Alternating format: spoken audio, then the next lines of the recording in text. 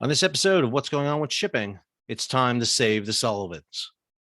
I'm your host, Sal Mercoglano. Welcome to What's Going On with Shipping. So today, Thursday, April 14th, 2022, we had multiple stories going on across the shipping world. We've got the Ever Forward still stuck in the Chesapeake. We've got the Moskva, the Russian cruiser sunk in the Black Sea.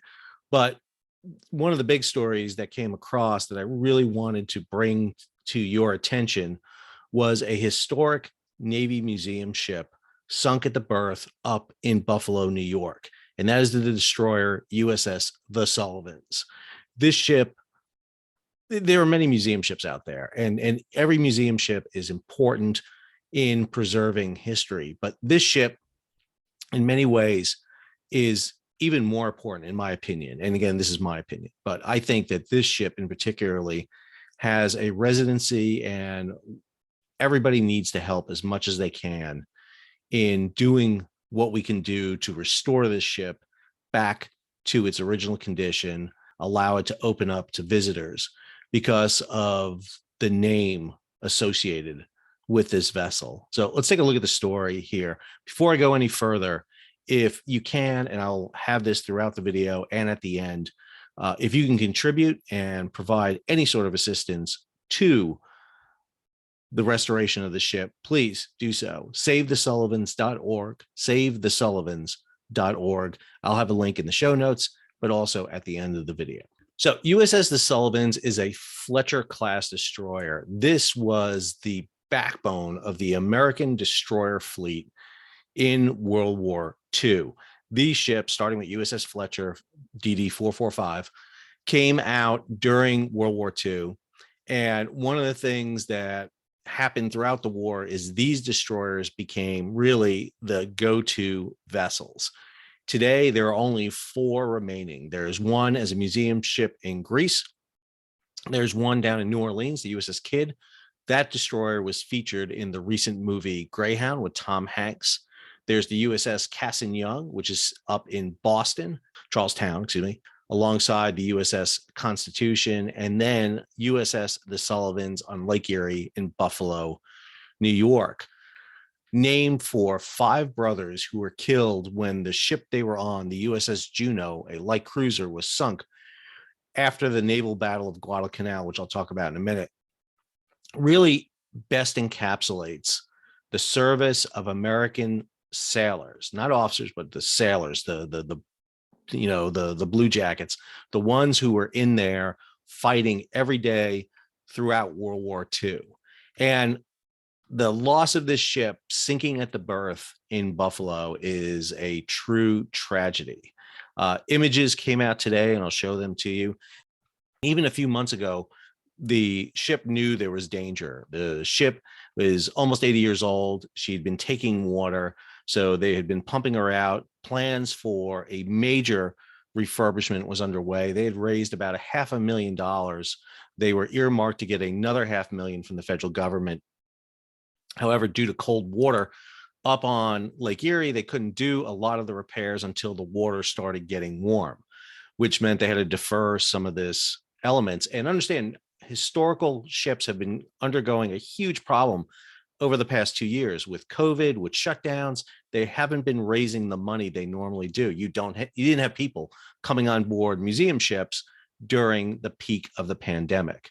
And what has happened here is maintenance has been deferred, not enough money being raised to maintain these ships. Ships are always need maintenance.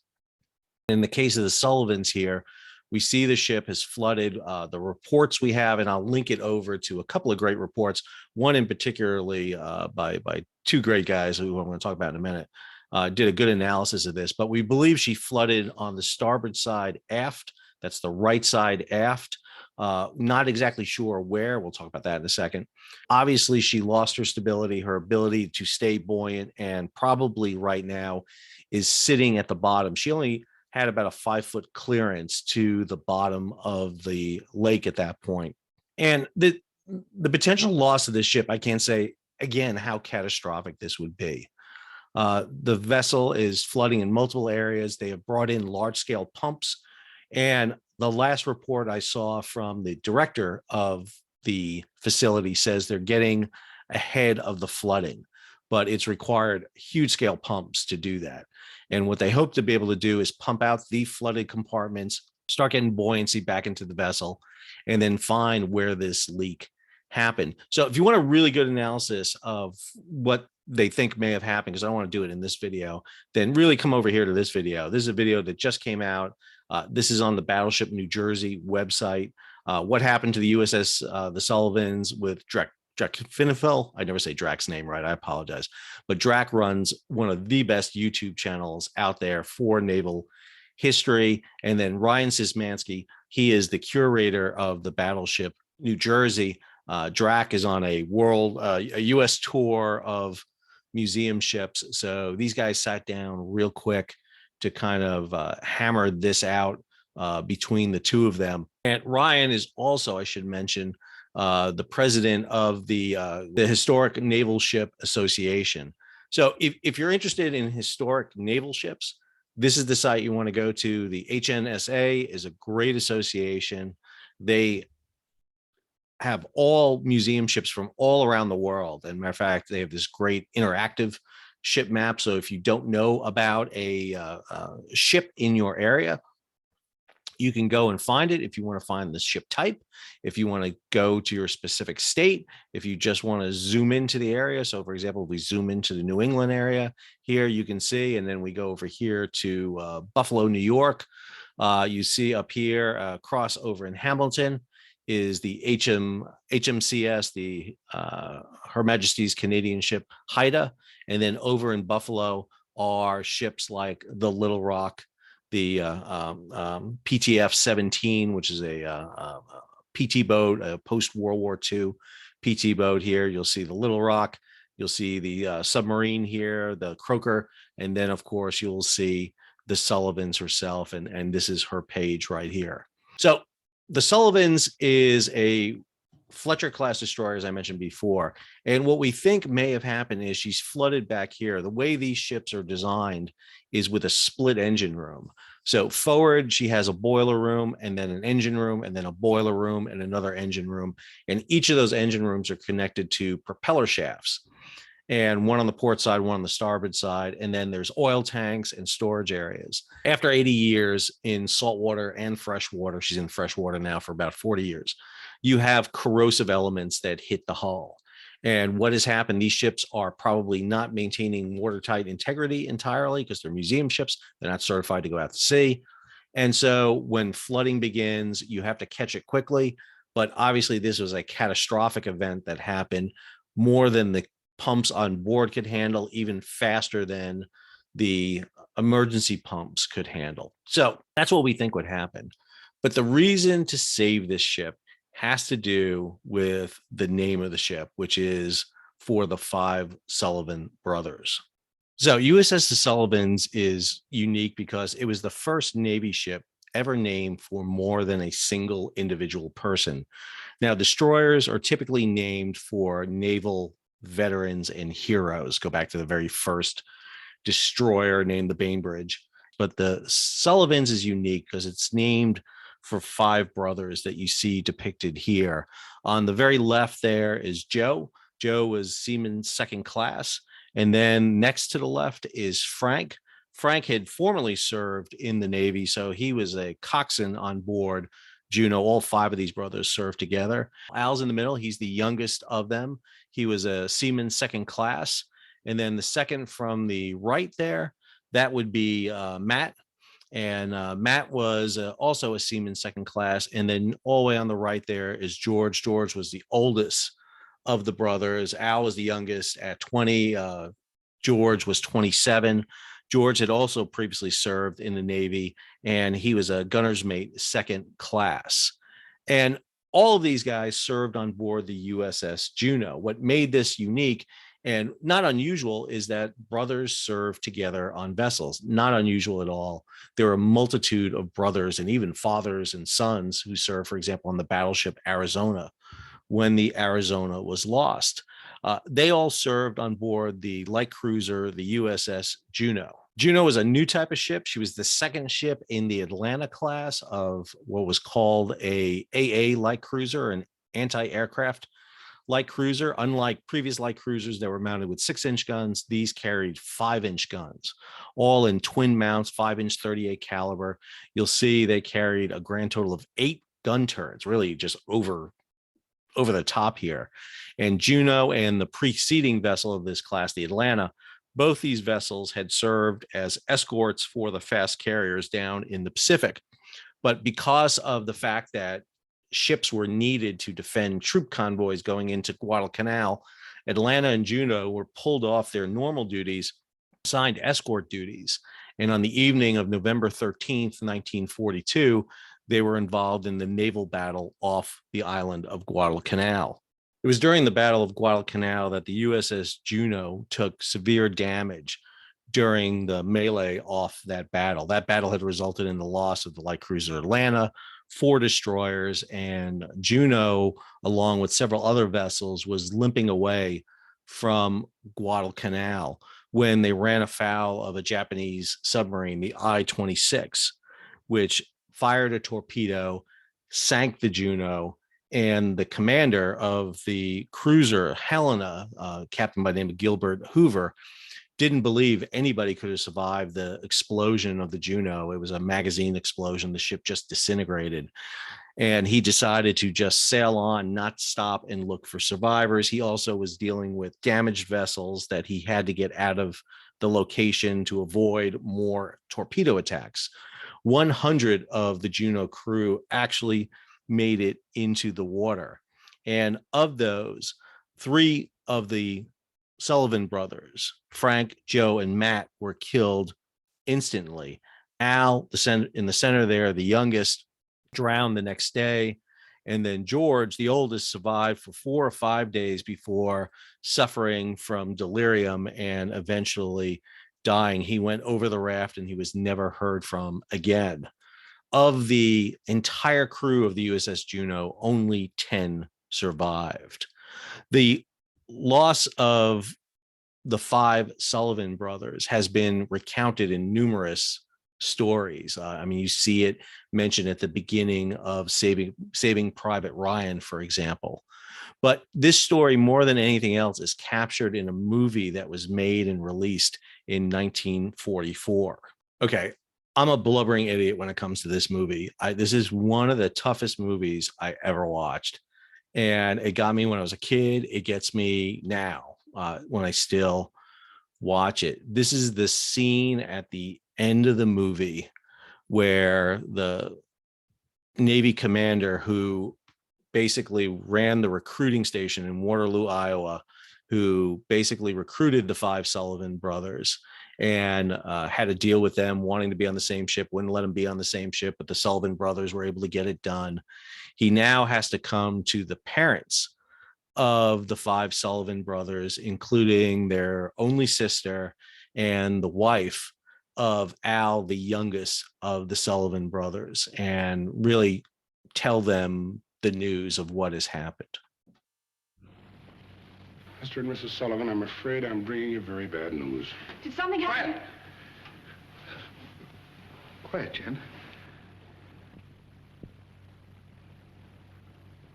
You see, the way these things are done ordinarily, you'd get a telegram right from the Navy Department, but... Which one? Is it Al?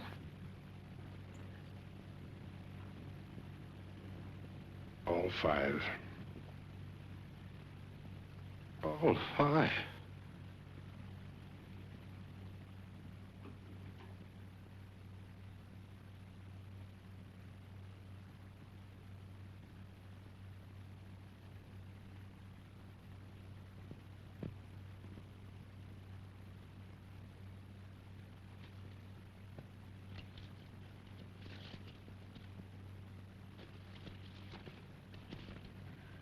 The Navy Department deeply regrets to inform you that your sons, Albert, Francis, George, Joseph, and Madison Sullivan, were killed in action in the South Pacific. Oh, no! Jimmy! Jimmy! That movie is a tough one to watch. I'll have it in the link. You can watch it off YouTube. and it is just a rough movie. The end of the movie, however, brings us back to this story. Today, as we launch the destroyer, USS The Sullivans, the parents of the 5 Sullivan boys are here to share in the tribute to their sons, even as they shared their fighting spirit. As this ship slides down the ways, it carries with it a special armor all its own, the flaming and undaunted spirit that is the heritage of its name. The 5 Sullivan boys are gone. The USS The Sullivans carries on. May God bless and protect this ship. May her destiny be as glorious as the name she bears.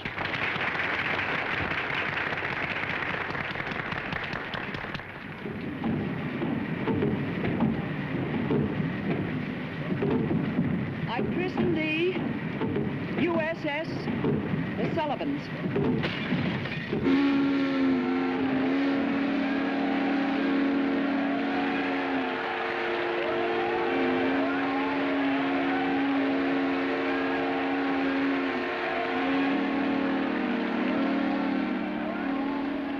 Tom, our boys are afloat again.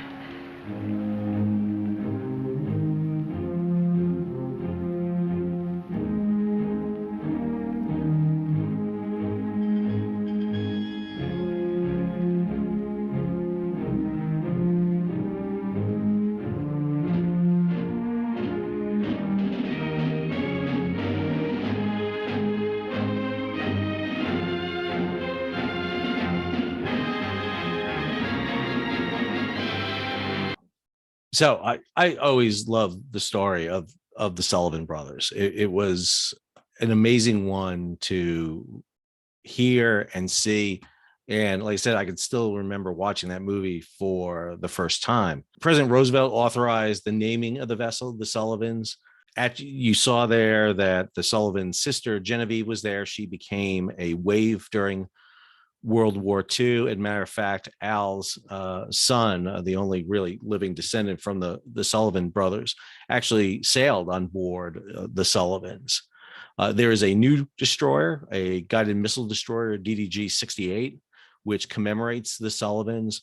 But again, I want to come back to the situation right now in Buffalo. That name of that destroyer, named for the 5 brothers you see here that died on board USS Juno on November 13th, 14th, 1942, is important. It commemorates sailors, the Blue Jackets, who fought during World War II. And I think anything that can be done to help save the Sullivans, we should do. Because again, it's not just our history, but it's our heritage. And the Sullivan brothers represented that. Very few families in World War II gave as much as the Sullivan family did in Waterloo, Iowa. So normally I leave you with a little plug for the channel, but I'm not going to do that today. Instead, I want you to go ahead and head over to SaveTheSullivans.org.